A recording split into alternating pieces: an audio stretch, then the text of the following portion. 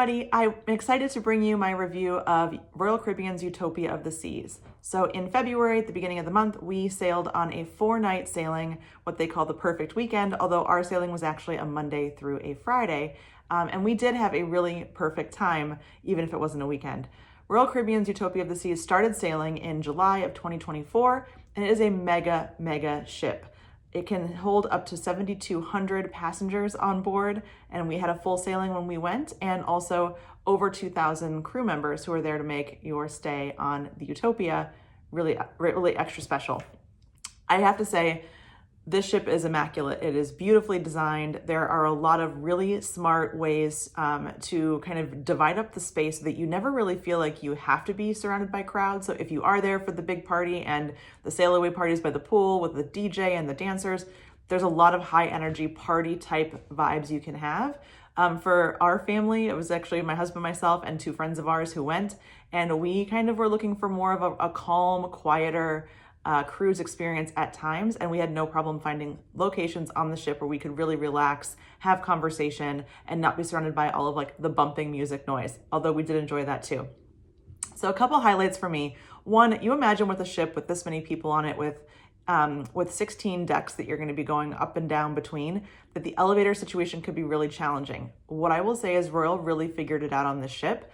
The elevators are actually kind of a newer style. You'll see it on a few of the newer ships across a few different fleets, but specifically you go up to the elevator, you press the button for the deck that you want to go to, and they're kind of like these efficiency elevators. So you're not going to stop at every deck along the way. They're going to run you pretty much as quickly as possible to where you were trying to go. These were really efficient for us. I would say the only time that we had to wait on elevators, or we felt like we were kind of on the elevator making multiple stops, was when we were getting off the ship in the morning, when everyone was disembarking at port, or on our very last day as everyone was trying to leave the ship kind of in that same 2-hour window. It was getting a little more congested. But whether it was leaving a show, going to dinner, just exploring the ship, we had no problem and really enjoyed how quick and efficient this elevator system has been. So if you've heard mixed reviews, for us it worked great, and we had a very full sailing on our itinerary.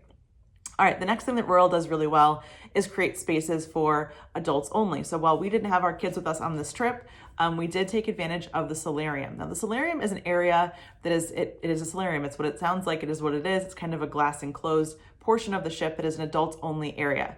There was a great bar in there with some amazing crew members that were serving drinks and whatnot the whole time. A lot of seating, whether it was loungy couches, lounge chairs, comfy seats. There was a lot to choose from. We never felt overcrowded. And then also some cool pools and also some hot tubs in the solarium. Now, the solarium on Utopia is located at the very forward part of the ship, and we ended up spending a lot of time in there, not on purpose, but just because this was our place to go to, get a great drink, have beautiful views of the water or the port we were stopping in, and enjoy just a little bit of a quieter vibe. So if that's what you're into, check out the solarium. We spent more time there than we thought we would.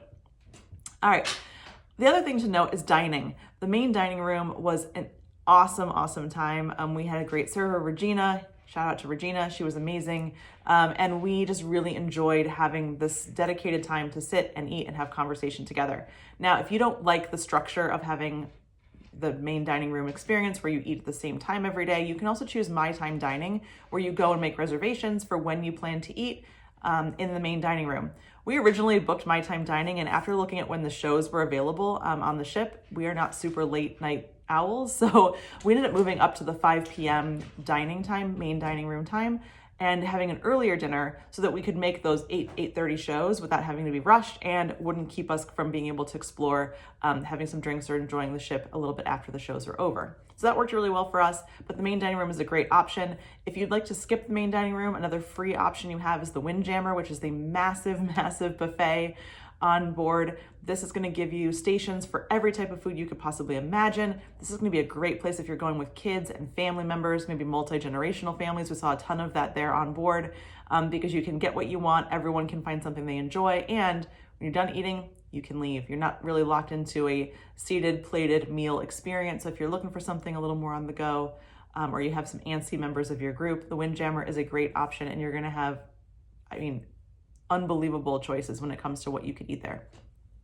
Specialty dining is another great consideration, and you can actually book this in advance. You can buy a package that will give you signature dining experiences on board. Izumi is a great popular one in the Central Park area. Tons of people were eating there. That seemed to be a really popular one. The Mason jar is also a really exceptional specialty dining that would cost extra. So if you are someone who's a foodie, I would say you may be a little disappointed with just the standard fare at the Windjammer, the main dining room, and some of the free options. So if you are someone who is really focused on food for your trip, I would consider looking into the package where you can prepay for those specialty dining experiences. I think you're going to be way more thrilled with the options that you have in those dining venues. All right, a couple other notes on the ship. We were on deck 14, and after I booked it, I thought, oh, I don't know how I feel about this. This is one level below the pools. Is it going to be too noisy? We were kind of toward the forward end of the ship, the front part of the ship, on deck 14 with an ocean view balcony. And I will say we didn't hear a single thing in our cabin. So we did not hear the noise from above, whether it was the pool parties. We didn't hear noise from people going in and out of the kids area, which was the Oceaneer Club, which was right on our deck. So I would say no noise concerns. I think they really, with this brand new ship, took care of soundproofing different areas and making sure that you didn't have a lot of distractions in your cabin. So we had a very comfortable, quiet stay when in our cabin, and even on the balcony, enjoyed beautiful views and didn't hear a lot of noise. So great job, Royal, for the way that you set this up. We would highly recommend staying on 14 again. And based on where we were able to walk right up into the solarium, which we spent a lot of time, as I mentioned, and get to the pools really easily. So we enjoyed that forward upper deck location on our sailing. All right, I have a lot more to come about some of the specific things that we did on this ship, but I would say overall, if you're considering Utopia of the Seas, does it feel like a party ship? Yes, it absolutely feels like a party ship. But there are great ways that you can explore and experience the ship without being stuck in a party vibe the whole time. I would say if you're traveling with children, there were a lot of families on the ship. There were a lot of kids who were enjoying the kids' pools, the splash pad that was on the deck. That was always really popular for the kiddos. And I saw a lot of them getting on and off the boat at each stop that we made along the way. So do not be deterred by, world's biggest weekend.